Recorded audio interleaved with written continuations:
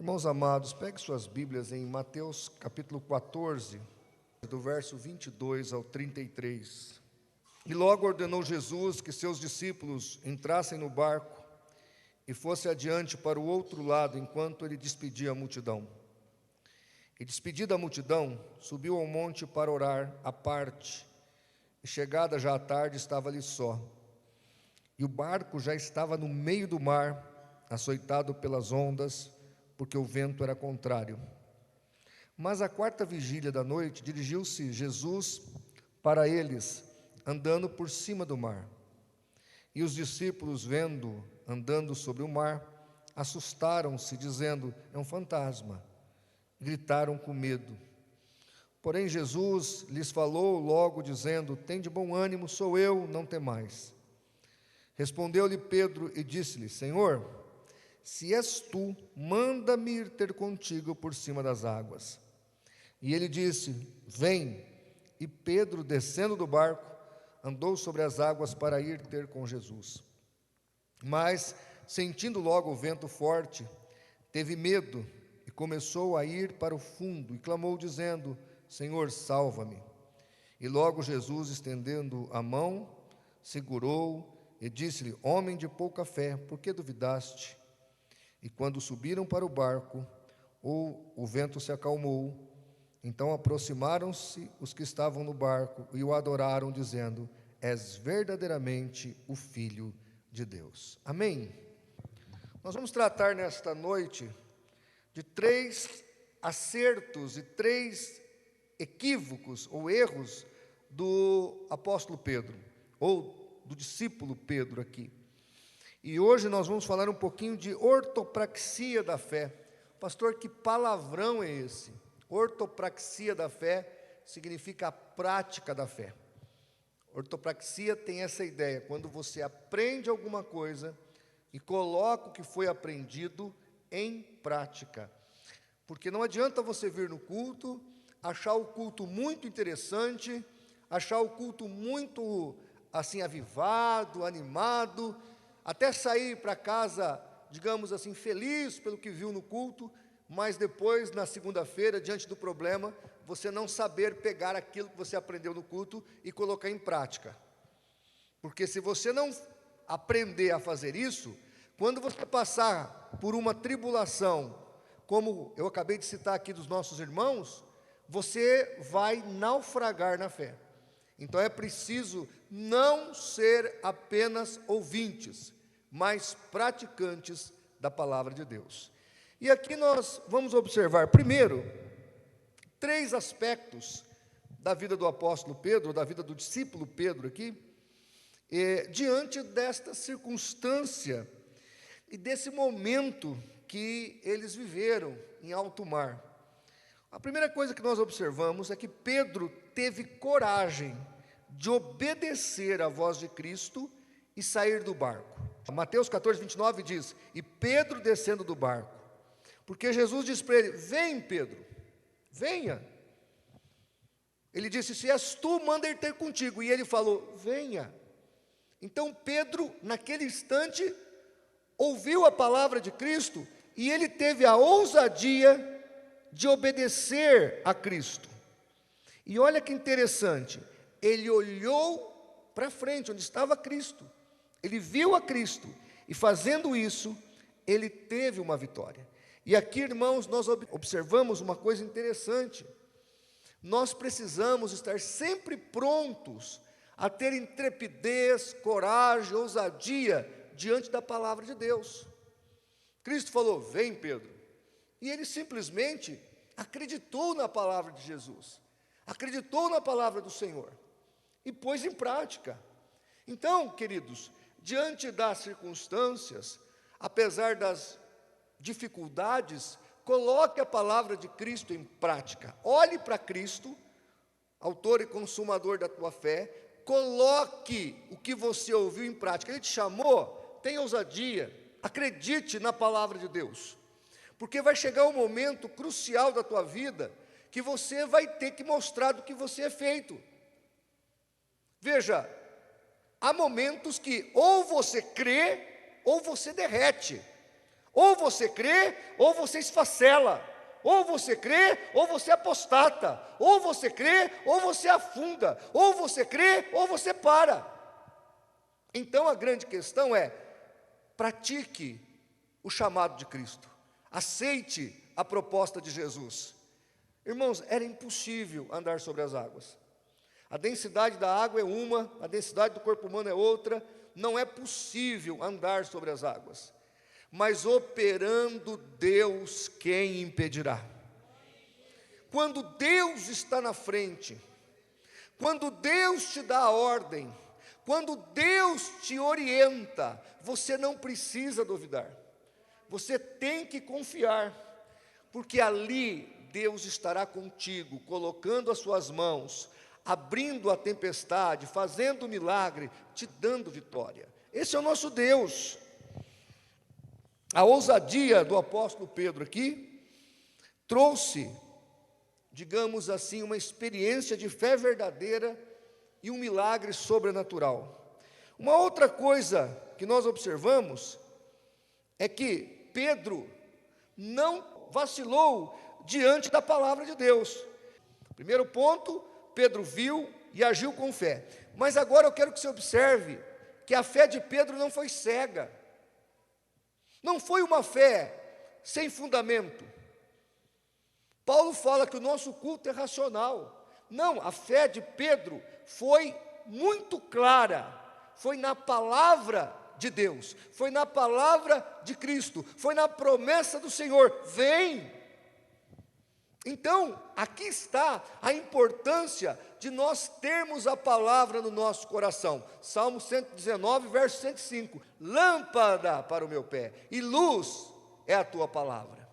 Então nós temos que observar, crer, confiar na palavra de Deus. Quando você estiver passando por um problema, por exemplo, eu aqui citei o caso do nosso irmão Eudes, mas eu poderia citar o caso do meu genro e da minha filha, que teve uma gravidez complicada. Ora, o que diz a palavra de Deus? Os filhos são herança do Senhor.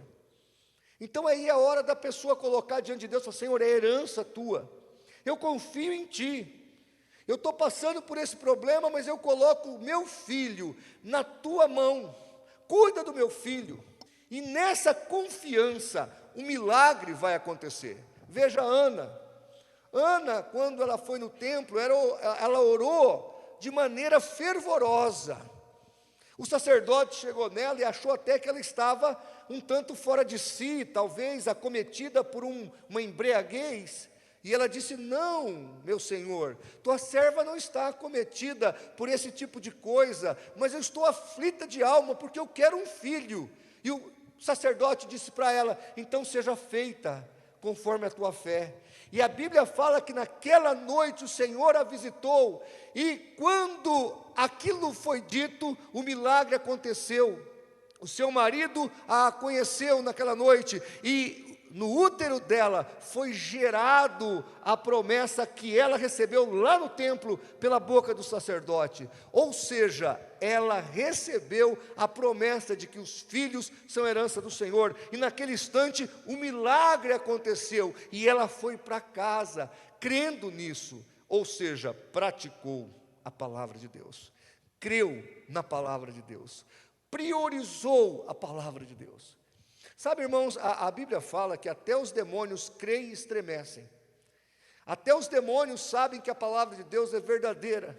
E tem muitas pessoas que diante da dificuldade, diante da circunstância, titubeia, vacila com relação à promessa de Deus.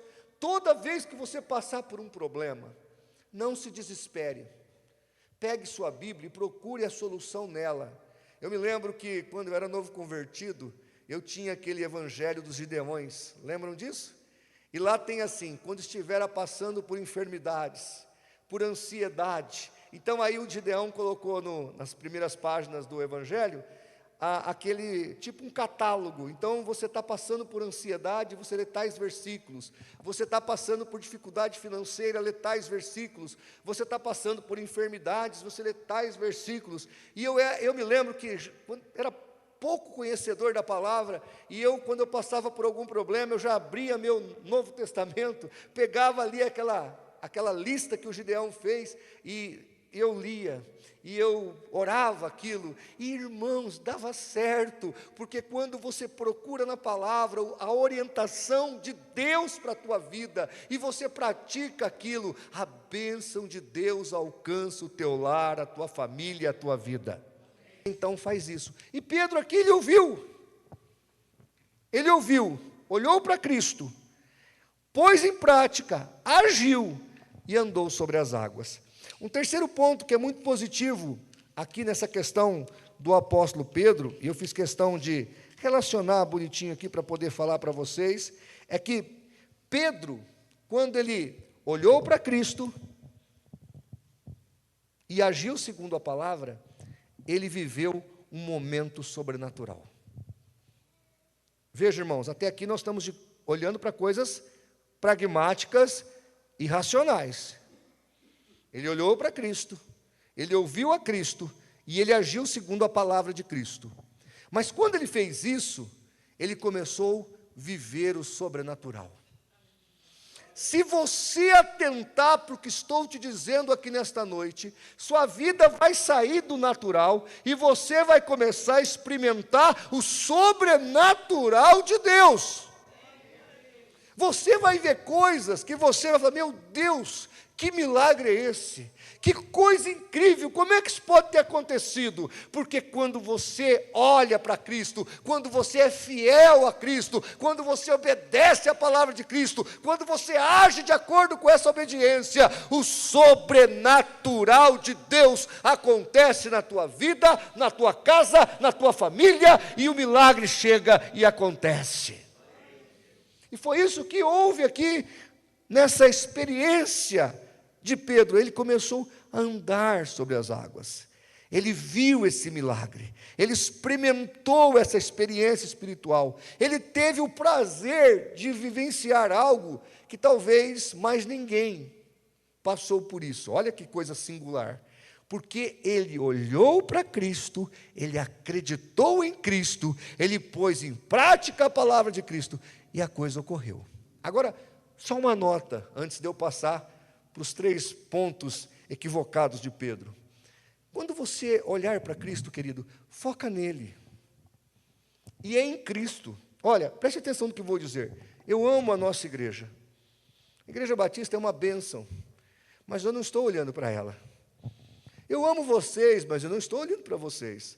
Eu estou olhando para Cristo, autor e consumador da minha fé. Você precisa olhar para Cristo.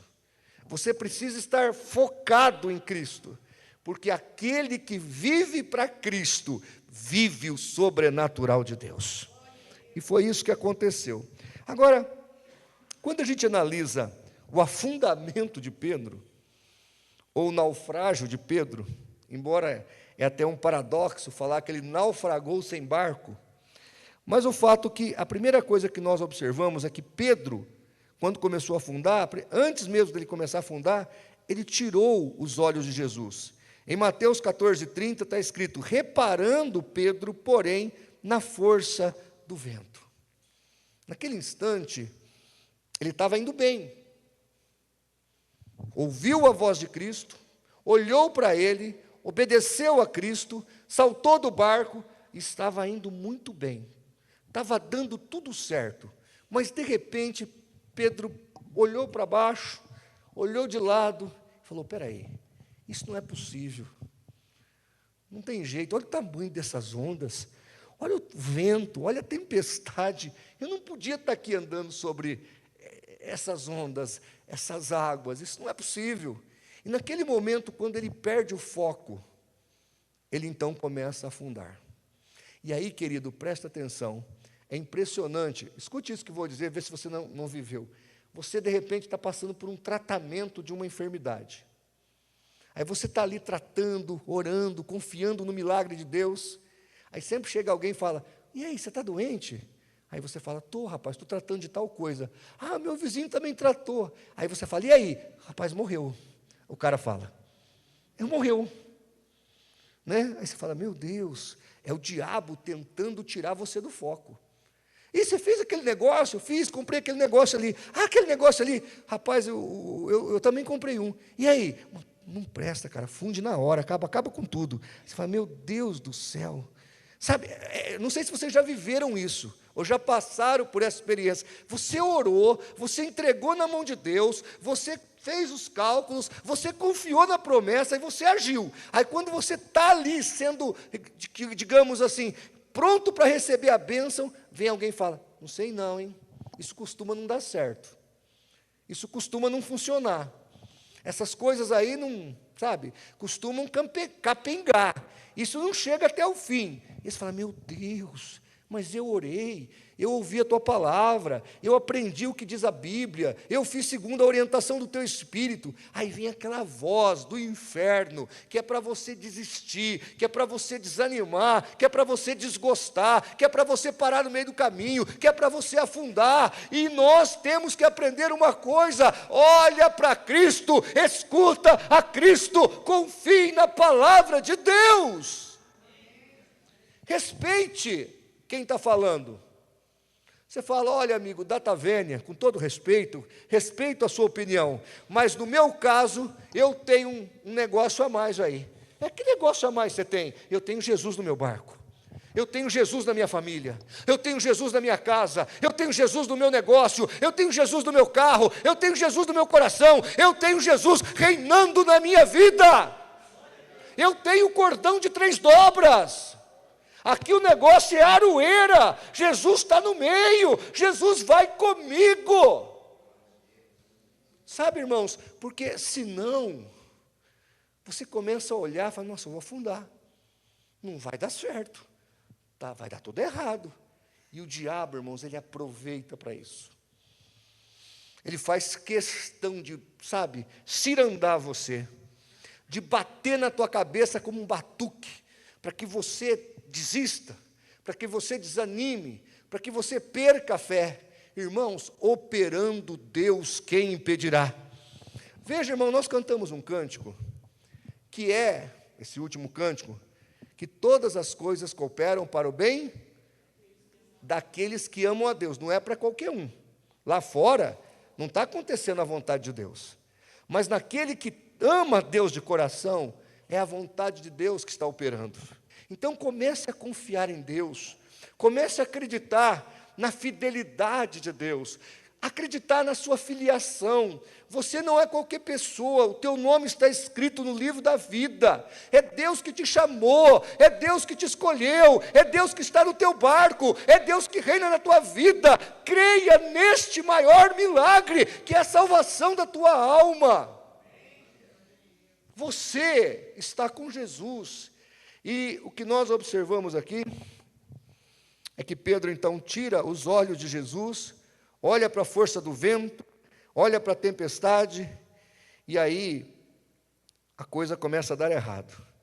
Pedro começa a sentir medo, pavor, perde a confiança e começa a naufragar. Mas a primeira objeção aqui dessa história de fracasso, desse segundo tempo da história de Pedro, é que ele tirou os olhos de Jesus.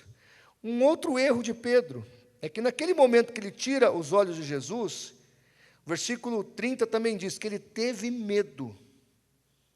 Medo. Medo. Quem aqui já passou por medo? Quantos de nós já teve medo? Eu me lembro que uma vez, em 2000, eu tive que operar da garganta. A minha voz hoje não é tão boa, mas já foi muito pior. Eu parecia um Pato Donald falando. Imagine o Pato Donald pregando aqui para vocês. A Miriam se lembra disso. E eu tinha um cisto na garganta. E aí, com muito custo, eu consegui marcar a cirurgia. E eu estava lá na sala de cirurgia. E começou a me dar um desespero naquele momento. Era a minha primeira cirurgia. Eu nunca tinha operado, estava lá com aquela roupa, aquele roupão de cirurgia, e aí o cara me deu um remedinho, que era o pré-anestésico, e o negócio eu vi que estava virando tipo uma droga, uma bomba, que eu estava ficando super ligado. Aí eu corri no corredor do hospital, naquela época tinha um orelhão, liguei a cobrar na casa da saudosa irmã Áurea, que já está com Cristo. Aí liguei para ela, Ela falou, uai, você não estava operando?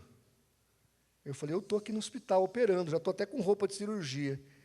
E ela falou, e por que você está me ligando? Eu falei, não, irmã, olha, aqui deu um negócio aqui, eu tomei um remédio, e está me dando um certo desespero aqui, eu estou ficando nervoso. E eu pensei que ela ia falar, ô, meu filho, venha cá, vamos orar, Deus é contigo. Não, a irmã Áurea, naquele momento, no telefone, na mão, ela falou assim, escuta, rapaz, você esqueceu quem te chamou? Você esqueceu quem te nomeou? Você esqueceu quem te deu o ministério? É Cristo, é Deus, você é um servo de Deus, confia no Senhor, pare com isso, espante esse medo, saia disso aí, creia no milagre, e puf, desligou o telefone. Irmãos do céu, eu levei um choque. Aí eu falei, ela tem razão, afinal de contas, sou servo de Deus, se eu estou aqui, Deus vai cuidar de mim. Deitei na maca, quando vieram me buscar, eu já estava até dormindo, quase que não precisou aplicar anestesia. Então, assim, irmãos, aquele momento foi um momento de pânico, de medo. Já passei muito isso, por exemplo, com um avião. Eu tenho uma crise com o avião, né? Quando eu vejo aquele negócio encostando e aquele povo subindo ali, entrando ali naquela rampinha, eu me sinto como uma ovelhinha indo para o matadouro. Toda vez que eu monto naquele trem, eu acho que, né, é meu último voo. Mas aí eu falei, peraí, se eu morrer, eu estou fazendo a obra de Deus. Eu estou fazendo a obra de Deus. Se o avião cair, eu morrer, como dizia um pastor amigo meu, pelo menos eu morro por cima, né? Quem não está de avião, morre por baixo. Então, veja bem, eu quero entender que Deus está cuidando de mim. Agora, veja, irmãos, ou eu sou servo de Deus ou eu não sou. Não é problema ter medo, mas você não pode deixar o medo te dominar. Lá em 1 João, João fala assim, o verdadeiro amor lança fora o medo.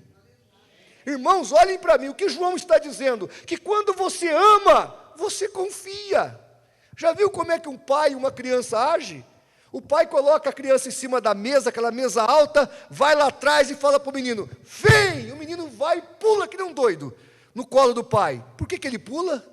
Porque ele confia. Numa dessas viagens, isso é verdadeiro, tá? Numa dessas viagens de avião, tinha duas senhoras assim, tipo a Sônia assim, né? Morrendo de medo, lá tomando um monte de remédio, de calmante, assim, no banco de trás. E do banco do lado tinha um menino brincando com um aviãozinho. Bum, bum, bum. E o menino não estava nem aí. E o avião no meio de uma turbulência, e o menino brincava com o aviãozinho de mão, como se estivesse na turbulência também. E aquela senhora, vendo aquela criança sozinha, sem medo, tranquilo, olhou para o menino e falou, ô menino, você não está com medo não?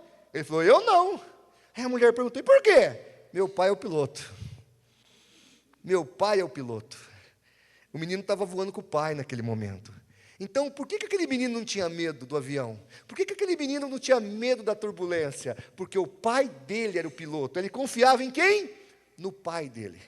Então, muitas vezes, a gente fica desesperado diante da circunstância, da notícia do médico, da notícia do patrão, da crise mundial e etc. Porque a gente fica com medo porque não está confiando no nosso Pai. Quem que é o nosso Pai, irmãos? O nosso Pai é o Deus eterno. O nosso Pai é o dono do ouro e da prata.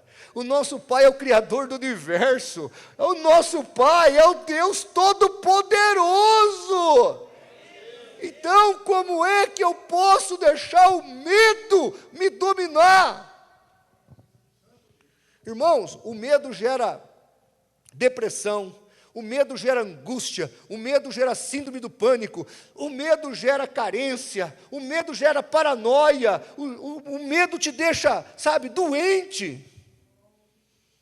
Querido, o teu Deus está cuidando de você. Então para de ter medo. Sabe, pastor, mas como é que eu faço? Eu ainda estou tremendo um pouco. Com medo ou sem medo, coloca Deus na frente e vai. Sabe, não deixa o medo te acovardar, não deixa o medo se tornar uma bola de ferro no teu pé, que te escraviza, que te prende. Tem irmãos que não viajam porque tem medo. Tem irmãos que não faz tantas coisas boas porque o medo não deixa. Querido, não permita-se ficar acovardado, você é filho do Deus vivo. O Senhor é o teu Deus. Mas o medo aqui dominou Pedro.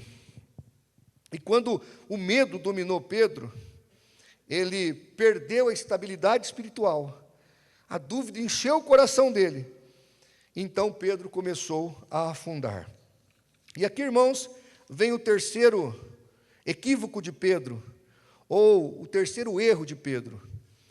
Versículo 30 do capítulo 14 diz que então Pedro começou a afundar. Diante daquilo tudo, diante daquela fraqueza, daquele medo, ele afundou. E que coisa terrível, irmãos. Um cara que estava indo tão bem, uma pessoa que estava vivendo uma experiência sobrenatural, de repente começou a afundar. Quantas pessoas que eu vejo afundar, se perder, sair do propósito, porque simplesmente não fez o básico, não praticou o mínimo da orientação bíblica e da ortopraxia, ou da prática da palavra de Deus. Mas eu quero te dar uma notícia, que talvez você esteja afundando, talvez você seja essa pessoa que vive com medo, talvez você está sentindo que o naufrágio é real na tua vida. A Bíblia fala que Pedro gritou. Pedro disse: salva-me, Senhor. E a Bíblia diz no versículo 31 que imediatamente Jesus estendeu a mão e o salvou. Sabe, irmãos, Deus é tão maravilhoso que apesar dos nossos siricuticos, apesar dos nossos pitis, apesar das nossas crises, apesar da nossa falta de fé, Ele ainda está do nosso lado para nos ajudar e operar na nossa vida. Então, querido, não deixe essa circunstância de naufrágio destruir o que pode acontecer ainda na tua vida.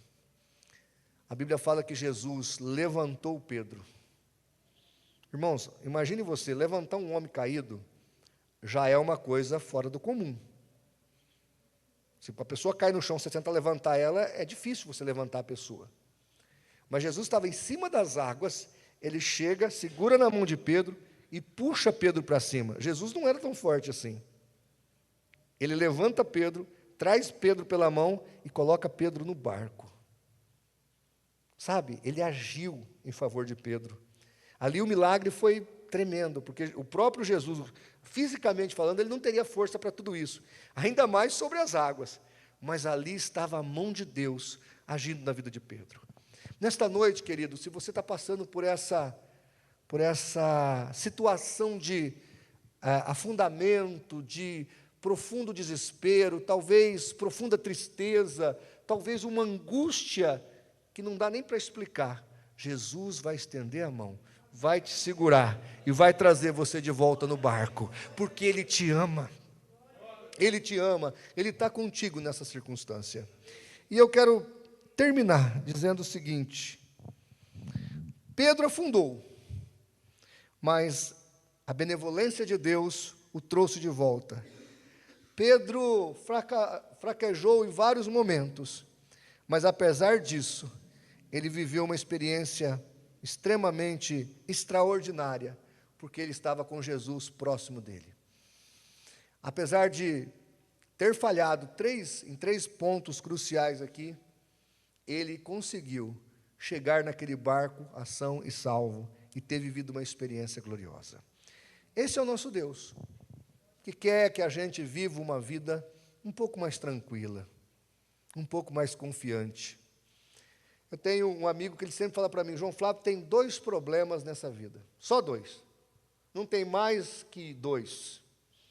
E os 2 tipos de problemas que tem nesta vida é o problema solucionável, que eu vou lá e soluciono, e o problema insolúvel, que eu deixo para lá, porque se eu não consigo resolver, não adianta eu escabelar, não adianta eu perder a estribeira.